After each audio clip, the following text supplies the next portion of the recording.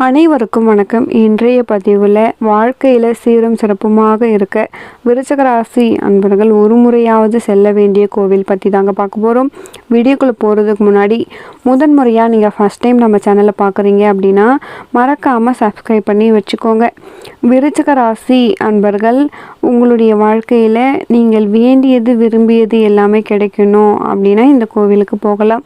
விருச்சிக ராசி அன்பர்களை பொறுத்த வரைக்கும் அனுஷம் கேட்டை உங்களுக்கு விசாகம் 4ஆம் பாதத்தை உள்ளடக்கியது தாங்க விருச்சிக ராசி.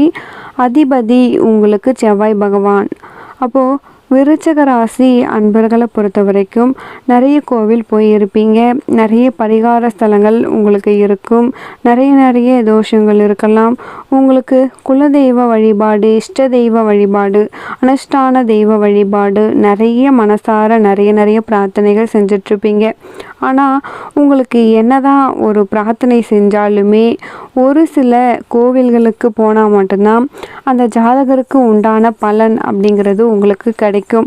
இப்போது பொதுவாக ஒருத்தவங்களுக்கு பார்த்தீங்க, குரு புக்தி நடக்குது, குரு திசை நடக்குது அப்படின்னா அவங்களுடைய லக்னம் என்னன்னு பார்க்கணும், அவங்களுக்கு எந்த எண் அதிபதி அப்படிங்கிறதையும் பார்க்கணும். அதுக்கு தகுந்த மாதிரி கோவிலுக்கு போவாங்க. ஒரு சில பேருக்கு தோஷ நிவர்த்திக்காக கூட கோவிலுக்கு போவாங்க. அனுஷம் நட்சத்திரத்துக்குன்னு பரிகார ஸ்தலங்கள் அப்படிங்கிறதும் இருக்குது. கேட்டி நட்சத்திரக்காரங்களுக்கும் பரிகார ஸ்தலம் இருக்குது. அப்போது விசாகம் நட்சத்திரத்துக்கும் பரிகார ஸ்தலம் அப்படின்னு இருக்குங்க.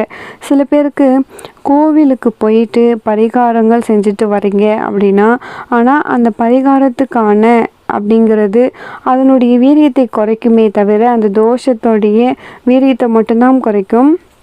சரி, இந்த விருச்சிக ராசிக்கு அப்படின்னு ஒரு தனியான கோவில் இருக்கா அப்படின்னு பார்த்தோம்னா உங்களுக்கு கண்டிப்பாக இருக்குந்தாங்க சொல்லணும். நீங்கள் காஞ்சிபுரம் ஏகாம்பரேஸ்வரர் கோவில் சென்று நீங்கள் வழிபட்டு வந்தீங்க அப்படின்னா உங்களுக்கு தேவையான அனைத்து நல்ல நன்மைகளும், அனைத்து விதமான தோஷங்களும், அனைத்து விதமான பிரச்சனைகளும் உங்களுக்கு நிவர்த்தியாகும். அப்போது காஞ்சிபுரத்தில் இவ்வளவு பெரிய விசேஷம் இருக்கா? நீங்கள் காஞ்சிபுரத்தில் தான் இருக்கீங்க, இப்போது காஞ்சிபுரம் கோவில் போனாமல் இருந்ததே கிடையாது. நீங்கள் விருச்சிக ராசியாக இருக்கீங்க, கேட்டை நட்சத்திரமாக இருக்கீங்க அப்படின்னு நீங்கள் சொன்னீங்கன்னா காஞ்சிபுரம் கோவிலை நீங்கள் எப்பொழுது வணங்கணும், எப்படி வணங்கணும் அப்படின்னு சொல்லிட்டு ஒரு ப்ரொசீஜர் இருக்குது. அப்போது நீங்கள் டெய்லி சாதாரணமாக ஒரு கோவிலுக்கு போயிட்டு வருவீங்க, மனசார கடவுளை ப்ரே பண்ணிகிட்ருப்பீங்க, உங்களுடைய பிரச்சனைகள் எல்லாம் நீங்கணும், இந்த உலகம் ரொம்ப நல்லா இருக்கணும் அப்படிங்கிற ஒரு உன்னதமான நோக்கத்தோடு நீங்கள் கோவிலுக்கு போயிட்டு வரீங்க. அப்போ உங்களுக்கு இருக்கக்கூடிய பிரச்சனைகள், கடன் தொல்லைகள், திருமண தடை, புத்திரபாக்கிய பிரச்சனைகள் எல்லாமே சரியாகணும் அப்படின்னு வேண்டிப்பீங்க. ஆனால் இந்த காஞ்சிபுரத்தில் இருக்கக்கூடிய கோவிலில் ஒரு மிகப்பெரிய வரலாறை நம்ம ஒரு பதிவில் பார்க்க முடியாது. காஞ்சிபுரத்தை பொறுத்த வரைக்கும் அனுஷம் நட்சத்திரக்காரர்கள், கேட்டை நட்சத்திரக்காரர்கள், விசாகம் நட்சத்திரக்காரர்கள் 3 பேருமே வெள்ளிக்கிழமை அன்னைக்கு நீங்கள் காஞ்சிபுரம் ஏகாம்பரேஸ்வரரை நீங்கள் வணங்கும் பொழுது, அதுவும் வெள்ளிக்கிழமையில் சாயந்தரம் நேரத்தில், இரவு நேரத்தில் வழிபட்டீங்க அப்படின்னா உங்களுக்கு எவ்வளவு தான் பெரிய பெரிய பிரச்சனைகள் இருந்தாலுமே அது விலகிவிடும் அப்படின்னு உங்களுக்கு வேத நூல்லே போட்டிருக்கு. வேத நூல் பிரகாரம் பார்த்திங்கன்னா உங்களுக்கு வெள்ளிக்கிழமை இரவு நேரம் சுக்கிர ஓரையாக இருந்தாலுமே சரி, இல்லை எந்த ஓரை இருந்தாலுமே சரிதான், நீங்கள் சூரிய மறைவுக்கு பின்னராக காஞ்சிபுரத்தில் இருக்கக்கூடிய கோவில்களுக்கு நீங்கள் சென்று வழிபட்டு வந்தீங்க அப்படின்னா உங்களுடைய வாழ்க்கையில் ஒரு மிகப்பெரிய முன்னேற்றம் அப்படிங்கிறது உங்களுக்கு கிடைக்கும்.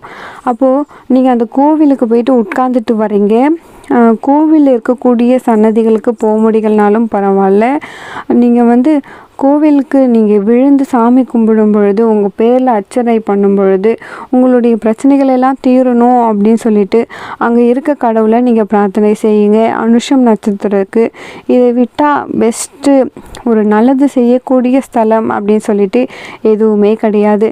இது பரிகார ஸ்தலம் கிடையாது, பிரச்சனைகளை குறிக்கக்கூடிய ஸ்தலம் கிடையாது, உங்களுடைய வாழ்க்கையில் நன்மைகளை அதிகப்படுத்தக்கூடிய ஒரு உன்னதமான ஸ்தலம் எதுன்னு பார்த்தீங்கன்னா அது காஞ்சிபுரத்தில் தான் இருக்குது. காஞ்சிபுரம் ஏகாம்பரேஸ்வரர் கோவில் தாங்க. காஞ்சிபுரம் விருச்சிக ராசிக்கு ஒரு மாபெரும் வெற்றியை கொடுக்கக்கூடிய ஒரு முக்கியமான ஸ்தலம்.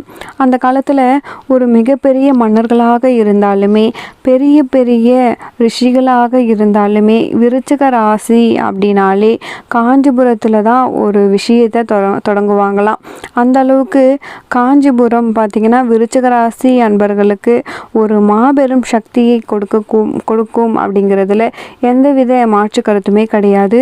அதுவும் குறிப்பாக பார்த்திங்கன்னா பௌர்ணமி, பரணி மற்றும் ஏகாதேசி தினங்கள், இந்த மாதிரி தினங்களில் நீங்கள் போனீங்க அப்படின்னா இன்னுமே கூடுதல் பலங்களை உங்களுக்கு கண்டிப்பாக கொடுப்பார். மற்றபடி நீங்கள் இந்த கோவிலுக்கு போயிட்டு வந்தீங்க அப்படின்னா சிறப்பாக நீங்கள் உங்களுக்கு வாழ்க்கையில் நல்லது நடக்கிறத கண்கூடாக நீங்களே பார்க்கலாம். மேலும் விருச்சிக ராசி அன்பர்களுக்கு இந்த பதிவு பிடிச்சிருக்கும், பயனுள்ளதாக இருக்கும். இந்த பதிவு பிடிச்சிருந்தால் மறக்காமல் லைக் பண்ணுங்கள், நம்ம சேனலை சப்ஸ்கிரைப் பண்ணிக்கோங்க. உங்கள் வாழ்க்கையில் நீங்கள் சீரும் சிறப்புமாக வாழ நானும் இறைவனை பிரார்த்திக்கிறேன். மேலும் ஒரு நல்ல பதிவுடன் மீண்டும் உங்களை சந்திக்கிறேன். நன்றி.